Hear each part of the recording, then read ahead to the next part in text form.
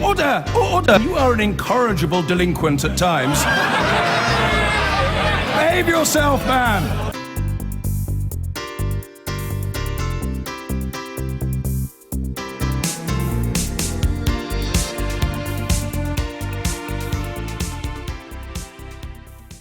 Now, what's the view from the heart of the British defence establishment? A little earlier I spoke to the Chief of the Defence Staff, Sir Stuart Peach, and I asked him whether he thought Remembrance Sunday had particular significance in this dangerous and turbulent year. Thank you very much. I think it does. Every year we pause as a nation to reflect, to remember those who were lost in World War and, of course, in recent conflict. I think this year, as you say, it's a turbulent time. People will reflect with a little bit more edge. Of course, around the world, we have over 5,000 servicemen in 26 countries on operations.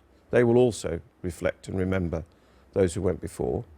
This year, I think, specifically, both the memory of the Battle of the Somme 100 years ago and the terrible losses, and of course, the tales of reconciliation and redemption that I think characterised the services in the summer, and importantly, the Battle of Jutland, which of course we remembered 100 years ago in Orkney.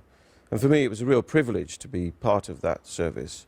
It was very moving, and of course it also demonstrated the reconciliation that exists now between the UK and Germany as close allies ever since the Second World War.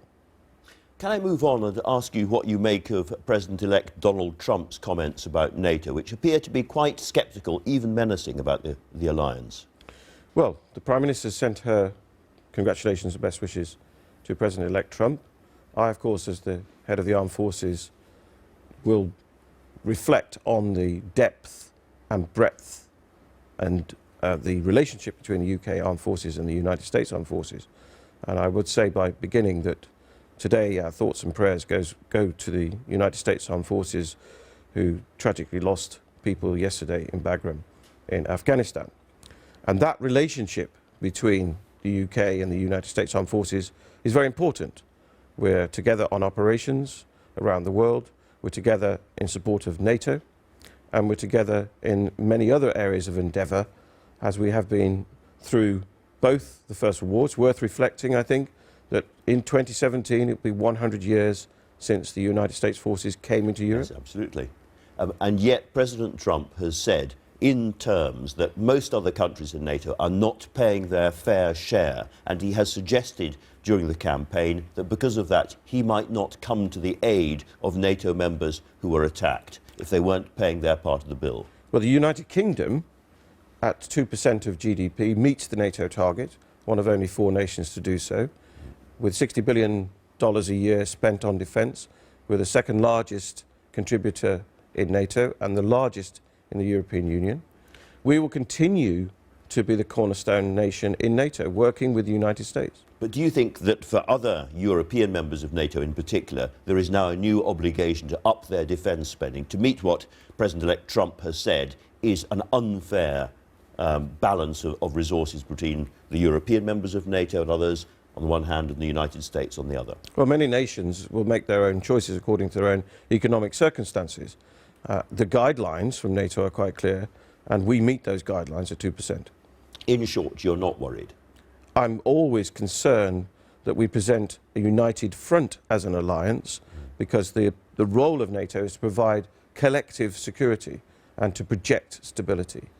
I mean, the reason I press this is that the head of NATO, Mr. Stoltenberg, has said this weekend that he is concerned that the Americans, or Trump, doesn't entirely understand the importance of NATO, not just to the Western world, but to America as well, and that the European members of NATO, including Britain, have to persuade Mr. Trump that NATO really matters. Well, that's for the Secretary-General to discuss with the United States government. I'm very clear that the armed forces in the United Kingdom are the cornerstone of the alliance. We play a leading role in a number of missions, and we will continue to do so.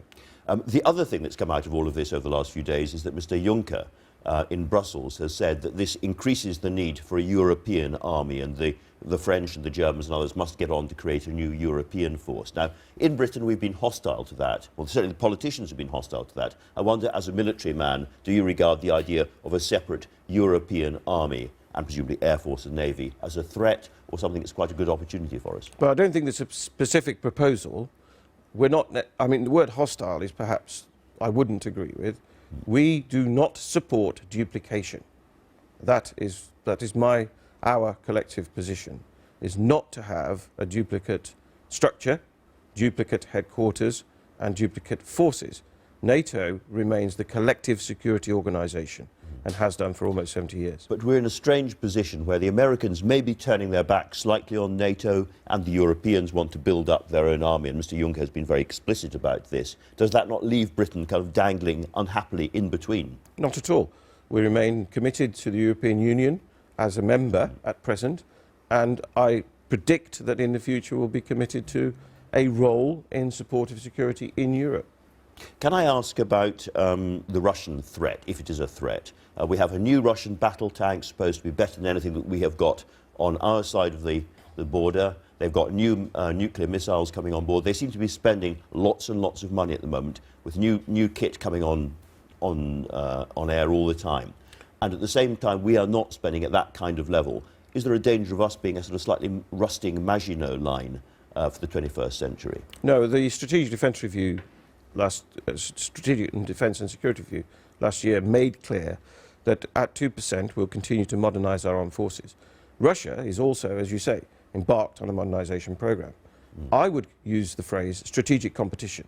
There's a strategic competition between NATO as the Western military alliance and Russia, and therefore it's important that we continue to modernise our capability and ensure it's interoperable with our NATO allies, and we're doing precisely that with maritime investment, investment in air systems and investment in land systems.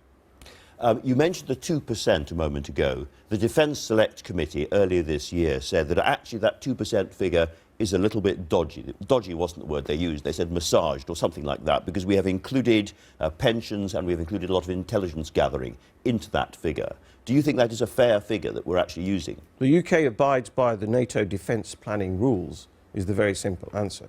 And actually things like intelligence gathering are very much part of military capability.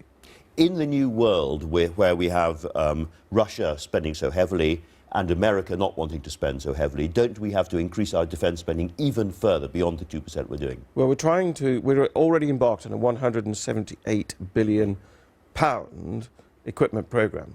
We're modernising our submarine force. We're modernising our frigates and destroyers. We're building new patrol vessels.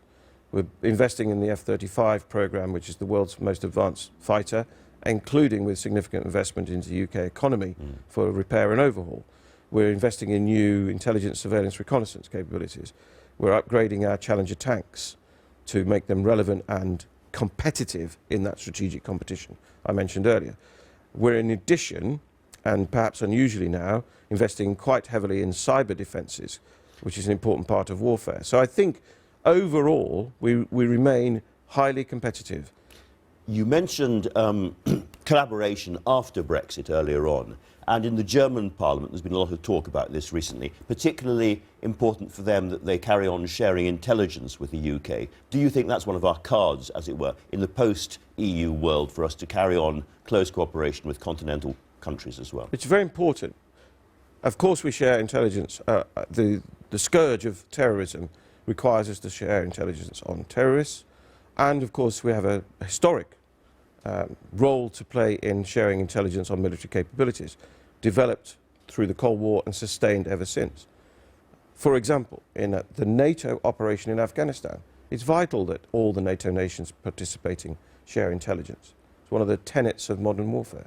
So whatever happens to the politics, that goes on. Now, a year ago, your predecessor, Sir Nicholas Horton, said that he was concerned about Jeremy Corbyn's reluctance to press the nuclear trigger.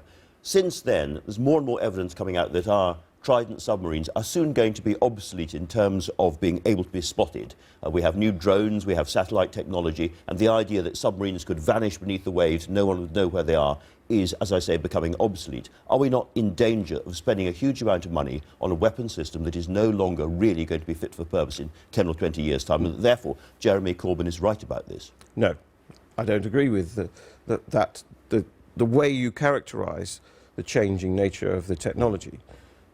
Each of those technologies is, of course, a capability in its own right, but collectively, the submarine when updated, and we are committed to update the new class of submarines as has been announced following the vote in Parliament, But will remain highly capable well into this century.